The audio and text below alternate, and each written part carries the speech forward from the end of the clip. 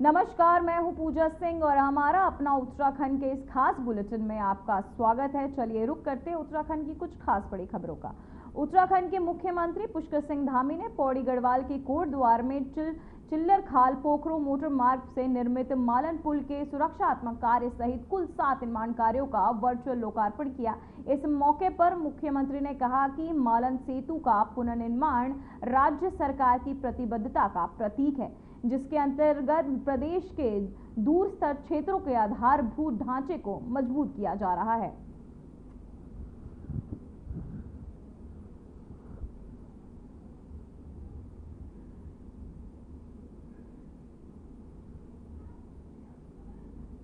धामी जिंदाबाद।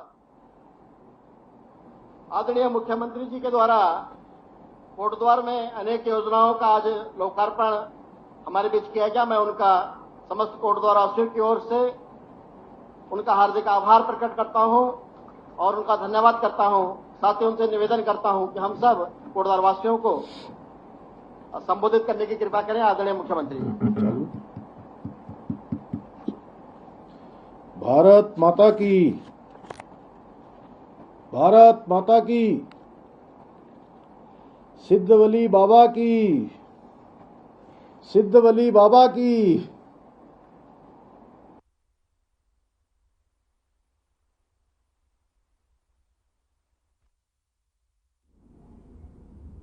तो वहीं राज्यपाल लेफ्टिनेंट जनरल गुरमीत सिंह ने अपने नैनीताल प्रवास के दौरान सोमवार को ऐतिहासिक गुरुद्वारे में माथा टेका और मां नैनी देवी मंदिर में पूजा अर्चना की। साथ ही प्रदेश वासियों की सुख समृद्धि और कल्याण की कामना की।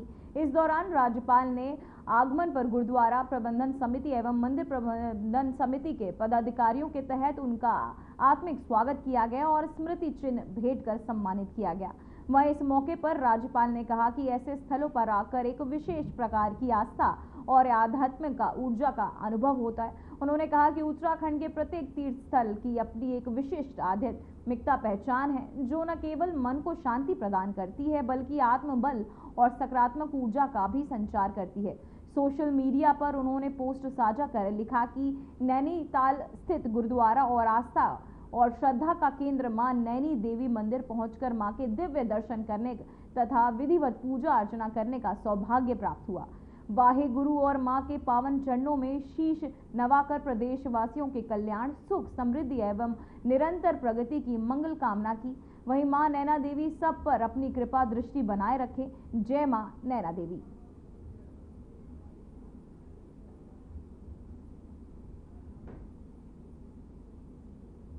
मां नैना देवी मंदिर पहुंचे राज्यपाल लेफ्टिनेंट गुरमीत सिंह।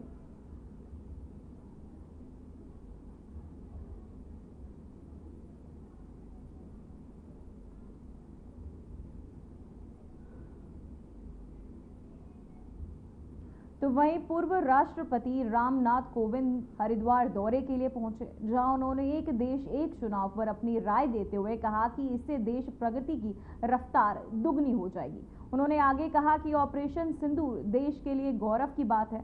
हमारे देश की सेना का ये पराक्रम पूरे विश्व में एक संदेश है। साथ ही रामनाथ कोविंद ने देश की अर्थव्यवस्था को लेकर बढ़ते कदम के लिए पीएम मोदी को श्रेय दिया। साथ ही जूना पीठ श्रीधर स्वामी अंधे आपको बताते चले अवधेशानंद गिरी के आश्रम में अपने प्रवास के दौरान वे गंगा आरती और ऋषिकेश के भ्रमण पर भी रहेंगे।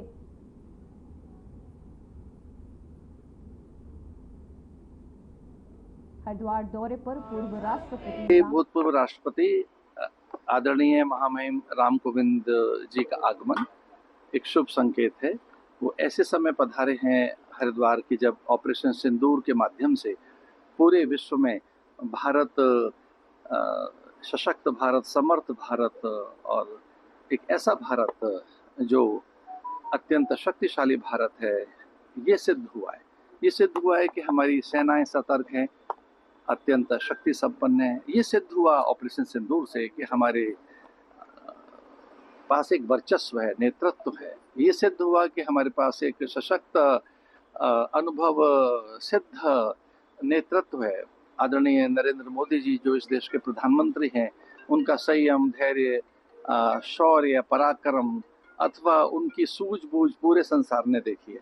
विश्व प्रसिद्ध और सदियों से जिसका महत्व ऋषि मुनियों और हमारी सनातन परंपरा का एक प्रतीक है, यहाँ तो आना एक सौभाग्य की बात है। और बहुत, जब भी किसी का सौभाग्य प्रबल होता है, जागता है, तो उसको हरिद्वार आना, ऋषिकेश आना और यहाँ पर संत महात्माओं उनके दर्शन करना, उनका प्रवचन सुनना और उनका आशीर्वाद लेना। आज मैं यहाँ आया हूँ स्वामी अवधेशानंद जी महाराज के आश्रम में। जब मैं राष्ट्रपति था तब भी मुझे आने का सौभाग्य मिला था, और एक मन में इच्छा थी कि जब कभी ऐसा संयोग बनेगा तो मैं महाराज जी के आश्रम में आऊँगा। आज मैं आया हूँ, मुझे बहुत प्रसन्नता, बहुत प्रसन्नता।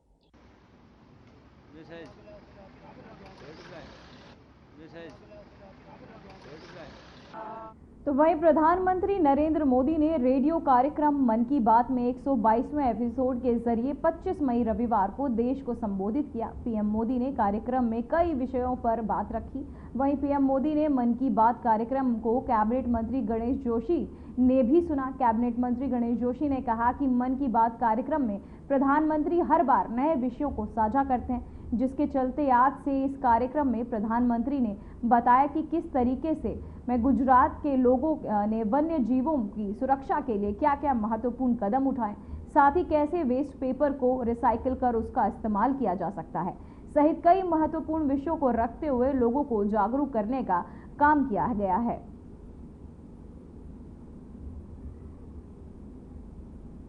आत्मनिर्भरता की मिसाल भी। देखिए, जितनी बार भी आप मन की बात को देखते हैं, कुछ ऐसे नए विषय माननीय प्रधानमंत्री जी के माध्यम से सामने आते हैं जिनकी कि हमें जानकारी नहीं होती। हालांकि उन्होंने कई विषयों पर आज बोला, लेकिन सबसे जो महत्वपूर्ण विषय मैंने देखा कि किस प्रकार जो वेस्ट पेपर है जिसको हम फेंक देते हैं, उसको रिसाइकिल करके उसका किस प्रकार से हम उपयोग कर सकते हैं। इसी प्रकार वन्य जीवों की सुरक्षा जो हमारे पर्यावरण के लिए बहुत ज़रूरी है, उन्हें बताया किस प्रकार आज गुजरात के लोगों ने पहल की और वहाँ पर टाइगरों की संख्या बढ़ गई। उन्हें बताया कि हनी के क्षेत्र में, जो कि स्वास्थ्य के लिए बहुत लाभदायक है, ब्रांड बनाया आज वो शहर। तो वहीं खबर देहरादून से है, जहां कृषि मंत्री गणेश जोशी ने ज्योग्राफिकल इंडिकेशन के विशेषज्ञ पद्मश्री डॉक्टर रजनीकांत ने शिष्टाचार भेंट की है। इस दौरान उत्तराखंड की GI टैग उत्पादों पर भी चर्चा हुई। डॉक्टर रजनीकांत ने कृषि मंत्री जोशी को जानकारी दी कि अब तक वे देश के 24 राज्यों से 350 से अधिक उत्पादों के लिए GI टैग के लिए आवेदन कर चुके हैं, जिसमें से बताते चले कि आपको 157 GI ग्रांट हो चुके हैं, जिसमें उत्तराखंड के 25 ग्रांट हो चुके हैं, जबकि उत्तराखंड का बेडू बद्री गाय का घी, जीरा और तैमूर जैसे 4 उत्पादों की हियरिंग इसी महीने हो चुकी है और इसके अक्टूबर तक स्वीकृति होने की संभावना है। कैबिनेट मंत्री गणेश जोशी ने अधिक जानकारी दी है।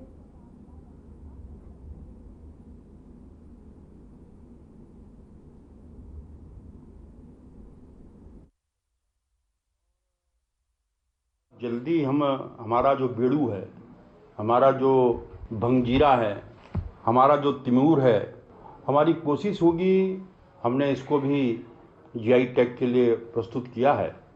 और मुझे पूरा भरोसा है कि जिस प्रकार से हमारी सरकार काम कर रही है, निश्चित ही इन चीज़ों को GI टैग मिलेगा और जो कि यहाँ की कृषि के लिए, यहाँ की ग्रोथ के लिए बहुत उपयोगी होगा।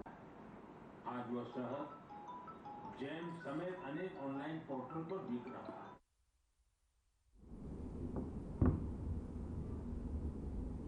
तो वहीं उत्तराखंड चारधाम यात्रा के बाद आदि कैलाश और ओम पर्वत यात्रा के लिए श्रद्धालुओं का दल विगत बुधवार को नैनीताल जिले के हल्द्वानी से रवाना हो चुका है। पहले दल में 19 श्रद्धालु हैं, जिनमें से 6 पर्यटक महाराष्ट्र एवं तमिलनाडु और 7 पर्यटक उत्तराखंड के हैं। बता दें कि उत्तराखंड के पिथौरागढ़ जिले में स्थित आदि कैलाश की यात्रा का पहला भीमराव होगा।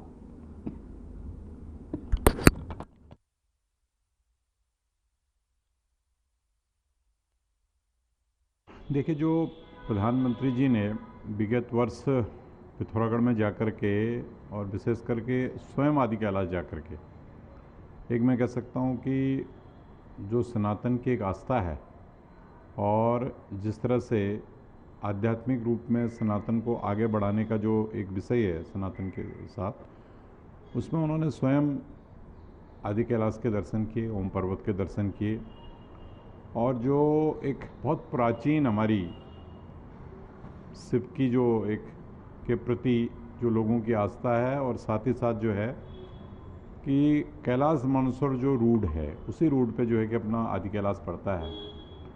तो निश्चित तौर पर प्रधानमंत्री जी जब पिथौरागढ़ गए थे तो वहाँ जाने के बाद उन्होंने जो मानसखंड की बात की थी, तब से पूरे देश के ही नहीं अपितु विदेश से भी लोग आदि कैलाश और ओम पर्वत के दर्शनों के लिए जा रहे हैं। साथ ही साथ हमारा सौभाग्य ये भी है कि जो बहुत लंबे समय से हमारी कैलाश मानसरोवर की यात्रा रुकी हुई थी, वो भी इस साल से प्रारंभ होने जा रही है और उसमें भी जो है कि सैकड़ों की संख्या में श्रद्धालु जाएंगे।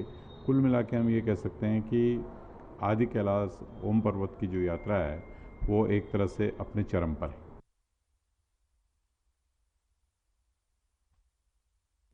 तो वहीं प्रधानमंत्री नरेंद्र मोदी की मन की बात कार्यक्रम पर कांग्रेस ने सवाल खड़े कर दिए। मन की बात कार्यक्रम पर कांग्रेस प्रवक्ता प्रतिमा सिंह ने कहा कि प्रधानमंत्री मोदी सिर्फ मन की बात ही नहीं बात करते रहते हैं, लेकिन अपनी मन की बात में आज तक उन्होंने जन की बात नहीं सुनी। उत्तराखंड की बात करते हैं मगर आपको उत्तराखंड की धरातल का नहीं पता। आगे उन्होंने क्या कुछ कहा, आइए सुनाते हैं।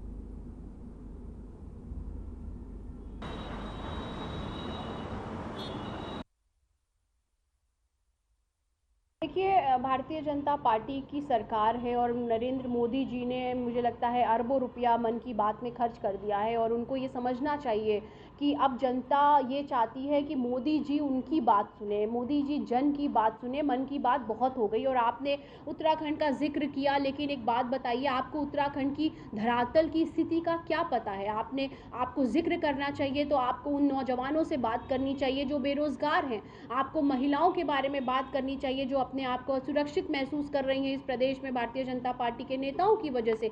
आपको महंगाई पे बात करनी चाहिए, आपको जिस तरीके की आपदा प्रबंधन में हमारी सरकार विफल है उस पर बात करनी चाहिए। तो मैं ये कहना चाहूँगी मोदी जी से कि चलिए एक दिन ऐसा निकालते हैं मन की बात के दिन को कि वो जन की बात होती है, उत्तराखंड के लोग आपसे सवाल पूछते हैं, हम आपसे सवाल पूछेंगे और आप एक एक करके उन बातों का जवाब दीजिए, तब ये एक कन्वर्सेशन होगा। नहीं तो मन की बात क्या है, आप कह के चले गए, लोगों ने सुन लिए, वो अपने घर चले गए।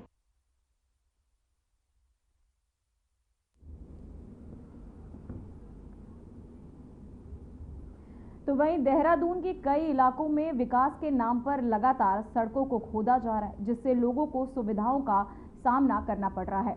तो वहीं इस आपको बताते चले, लोगों को हो रही असुविधाओं के कारण इस पूरे मामले में बीजेपी विधायक खजान दास इसका जिम्मेवार सीधे तौर पर इंजीनियरों को ठहराया है। साथ ही उन्होंने कहा कि ये हमारे इंजीनियरों की कमी है कि एक ही बार में काम को पूरा करने का प्रयास नहीं करते।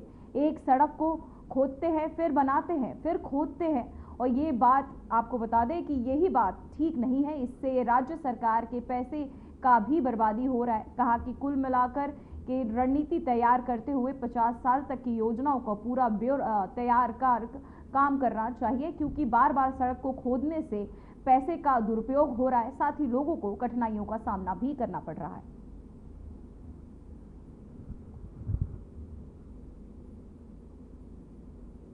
ये हमारे कहीं ना कहीं इंजीनियरों की कमी है कि एक ही बार एक काम को निपटाने की कोशिश नहीं करते। सड़क बनती है, सड़क खुदती है, ये ठीक बात नहीं है। इसमें पैसे का बर्बादी होती है और कुल मिलाकर के देखा जाए इस उसको हमको रणनीति के तहत काम करना चाहिए। यदि आपको लाइन खोदना है तो उसमें क्या क्या आप भविष्य में क्या कर सकते हैं, कम से कम 50 साल बाद की योजनाओं को देखना चाहिए और उसकी आबादी को देखते हुए आपको योजना बनानी चाहिए। हम इतना पैसा हम बर्बाद कर रहे हैं। अब सड़क बार बार खुद रही है, बार बार कभी तार बिछ रहे हैं, कभी पाइप बिछ रहे हैं, ये पैसे का दुरुपयोग है।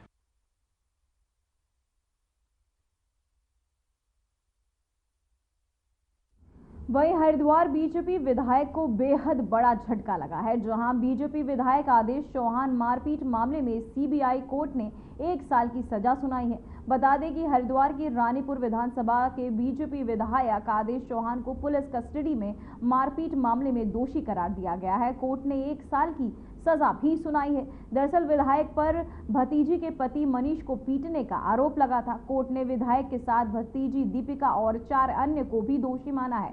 वहीं पुलिस ने 2 सिपाही दिनेश और राजेंद्र को भी सजा सुनाई है। बता दें कि दहेज उत्पीड़न मामले में विधायक के कहने पर मारपीट हुई। वहीं सीबीआई कोर्ट ने सबूतों के आधार पर सभी को दोषी माना है।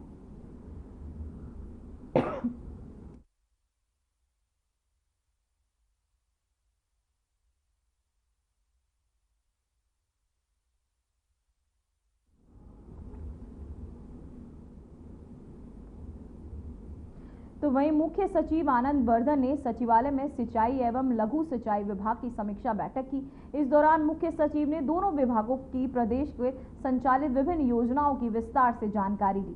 बैठक में सचिव आर राजेश कुमार ने विस्तार से जानकारी दी। मुख्य सचिव ने कहा कि सिंचाई विभाग की बड़ी परियोजनाओं के कार्य निर्धारित तिथि के भीतर पूर्ण किए जाएं। साथ ही उन्होंने कहा कि सभी कार्यों की प्राथमिकता निर्धारित की जाए। जिन क्षेत्रों में सिंचाई एवं जल संरक्षण की अत्यधिक आवश्यकता है उन्हें प्राथमिकता दी जाए। साथ ही उन्होंने कहा कि कार्य शुरू होने से लेकर पूर्ण होने तक प्रत्येक कार्य की तिथि पूर्व से निर्धारित की जाए एवं समय सीमा के भीतर कार्यों को पूर्ण करने हेतु सचिव एवं विभागाध्यक्ष के स्तर पर लगातार अनुश्रवण किया जाए। साथ ही कहा कि प्रदेश के सिंचित एवं असिंचित क्षेत्र की माप के लिए आधुनिक तकनीकी का प्रयोग भी किया जाए। साथ ही उन्होंने नहर, नलकूप और लिफ्ट आपको बताते चले लिफ्ट, नहर आदि को ग्राम पंचायत समितियों के माध्यम से संचालित किए जाने के भी निर्देश दिए हैं।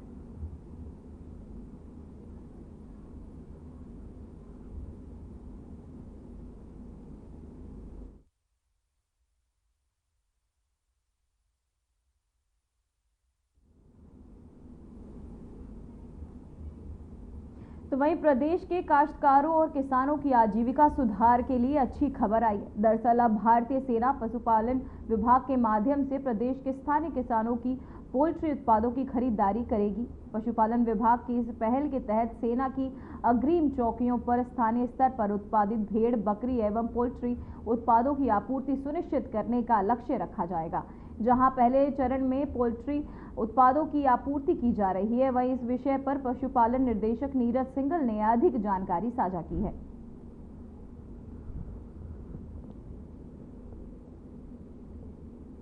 अभी पशुपालन विभाग के द्वारा जो स्कीम चलाई जा रही है, हम लोग जो वाइब्रेंट विलेज में हमारे पशुपालक कार्यरत हैं, जिसमें जो गोट वैली योजना के अंतर्गत बकरी पालन और भेड़ पालन का व्यवसाय कर रहे हैं और हमारे ब्रॉयलर फार्मिंग योजना के अंतर्गत मुर्गी पालन का व्यवसाय कर रहे हैं, उन लोगों के उत्पाद को आईटीबीपी और सेना की जो हमारी टुकड़ियां हैं वाइब्रेंट विलेज में, उनको मीट ऑन हुफ्स MOH सप्लाई करते हैं। लाइव गोट, हम जिंदा बकरी जो हमारे फार्मर की हैं वो फार्मर उनको सप्लाई करते हैं। और चूंकि अभी तक ये कार्य उनके स्तर से जो टेंडर होता था उस प्रोसेस से होता था, उसमें एक मिडिल मैन रहता था।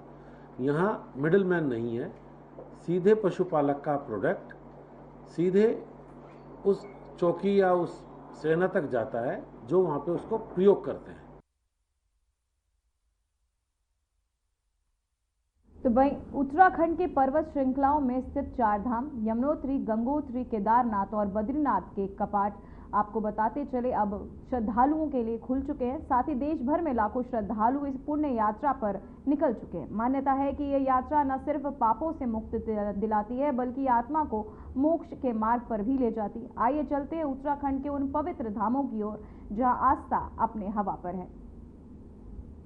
की गोद में गूंजते हर हर महादेव और जय बद्री विशाल के जयकारे चार धाम यात्रा 2025 का शुभारंभ का संकेत तो पहले ही दे चुके हैं। यहाँ हर दिन श्रद्धालुओं की संख्या बढ़ती जा रही है और मंदिरों में जयकारों की गूंज और श्रद्धा का सैलाब चरम पर है। यात्रा की शुरुआत से अब तक लाखों श्रद्धालु यहाँ दर्शन कर चुके हैं, भगवान के दीदार कर चुके हैं, महादेव के दीदार कर चुके हैं। सरकार और प्रशासन श्रद्धालुओं की सुविधा और सुरक्षा में कोई कसर नहीं छोड़ रही। ई रजिस्ट्रेशन से लेकर मेडिकल सुविधाएं, भीड़ नियंत्रण के सारे इंतजाम लगातार पुख्ता हैं। भीड़ तो है लेकिन व्यवस्था अच्छी है। दर्शन करके श्रद्धालुओं को आत्म शांति मिल रही है। मुंबई से है एंड यहाँ का पुलिस इतना अच्छा डाउन टू अर्थ है, सबका सब इतना अच्छा सर्विस कर रहे हैं। And first of all they all of you salute, thank you so much. And इधर का जो भी सुविधा है, वाटर का, टॉयलेट्स होने दो, जो भी वॉशरूम्स, लेडीज एवरीथिंग सुविधा एकदम मस्त है। एंड दर्शन भी हम लोग को यमुनोत्री का बहुत अच्छा से मिला, थैंक यू सो मच। श्रद्धालुओं की सुरक्षा और सुविधा के मद्देनजर हर इंतजामात टाइट हैं। मेडिकल कैंप हो, हेलीकॉप्टर सेवा हो, रजिस्ट्रेशन सिस्टम हो, सुरक्षा बल की तैनाती हो और या फिर यात्रियों की सुविधाओं का ख्याल। इस साल रिकॉर्ड संख्या में श्रद्धालु यात्रा पर पहुंच रहे हैं। चार धाम यात्रा में सरकार ने ई रजिस्ट्रेशन तो अनिवार्य किया ही है, साथ ही स्वास्थ्य प्रमाण पत्र भी जरूरी किए गए हैं, जिनका ध्यान श्रद्धालु रख रहे हैं। आप सभी से अनुरोध है कि हेली सेवा की बुकिंग करते समय सतर्क रहें। ध्यान दें, हेलीकॉप्टर शटल सेवा की बुकिंग के लिए केवल अधिकृत वेबसाइट www.heliyatra.irctc.co.in है। किसी अन्य वेबसाइट से बुक ना करें, वे धोखाधड़ी हो सकती है। फेक वेबसाइट्स या अनऑथराइज्ड एजेंट्स के झांसे में ना आएं। भुगतान करने से पहले वेबसाइट के लिंक को सत्यापित कर लें। किसी भी संदिग्ध लिंक, कॉल या एजेंट की सूचना निकटतम पुलिस स्टेशन या साइबर हेल्पलाइन को दें। यदि आपके साथ कोई वित्तीय साइबर धोखाधड़ी होती है तो तुरंत साइबर हेल्पलाइन नंबर 1930 पर कॉल करें और अपनी शिकायत दर्ज करें। उत्तराखंड पुलिस आपकी सेवा में तत्पर है।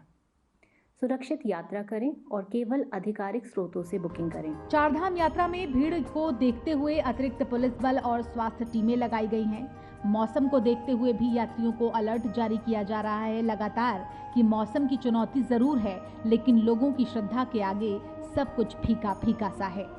बारिश हो या फिर बर्फबारी, श्रद्धालुओं की आस्था में कोई कमी नहीं है, बल्कि ये आस्था का सैलाब लगातार आगे बढ़ता चला जा रहा है। जय बद्री नारायण। मेरा नाम भाऊ साहेब बापुरा वाघमारे है। महाराष्ट्र से आया हूँ, 100 लोग के साथ में हूँ। मैंने यहाँ देखा है, जब दर्शन का और स्नान का सिंहासन में जब आया है तो मेरे को इतना बढ़िया सहकार्य सबसे मिला है। मेरे को नहीं, जितने भी लोग यहाँ भाविक आ रहे हैं, यहाँ का जो प्रशासन है, जो पुलिस सिस्टम है, एकदम बढ़िया है, एकदम एक नंबर है। पूरे हिंदुस्तानियों को मेरी ओर से मैं एक बात बताना चाहती हूँ। मैं चार धाम यात्रा पे आई हूँ। पूरा उत्तराखंड प्रशासन, पुष्कर धामी जी जो यहाँ के मुख्यमंत्री जी है, और पूरा चमोली और जो बद्रीनाथ जी का यहाँ के प्रशासन है, पुलिस व्यवस्था, आर्मी, हेलीपैड, सबकी ओर से मैं प्रशासन का, सरकार का बहुत बहुत धन्यवाद करती हूँ। कभी भी बिना हिचकिचाहट आप चार धाम यात्रा करें, बाय रोड, बाय हेलीकॉप्टर आइए, बहुत ही बढ़िया है। घबराने की कोई जरूरत नहीं, प्रशासन पूरा हेल्पफुल है। जय बद्रीनाथ विशाल। चारधाम यात्रा न सिर्फ एक धार्मिक यात्रा है, बल्कि आस्था और साहस की भी मिसाल है। जैसे जैसे ये यात्रा आगे बढ़ रही है, श्रद्धालुओं का उत्साह, विश्वास भी आगे बढ़ता जा रहा है। चारधाम यात्रा भारत की सांस्कृतिक और आध्यात्मिक विरासत का जीवंत प्रमाण है और इस यात्रा में हर कदम पर आस्था की पराकाष्ठा आप खुद इन तस्वीरों के जरिए देख सकते हैं। जहां रास्ते बेहद दुर्गम हैं, कठिन हैं, लेकिन विश्वास यहां डगमगाता नहीं। Bureau report, RNTV।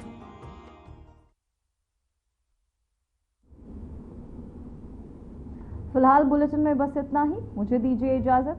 नमस्कार।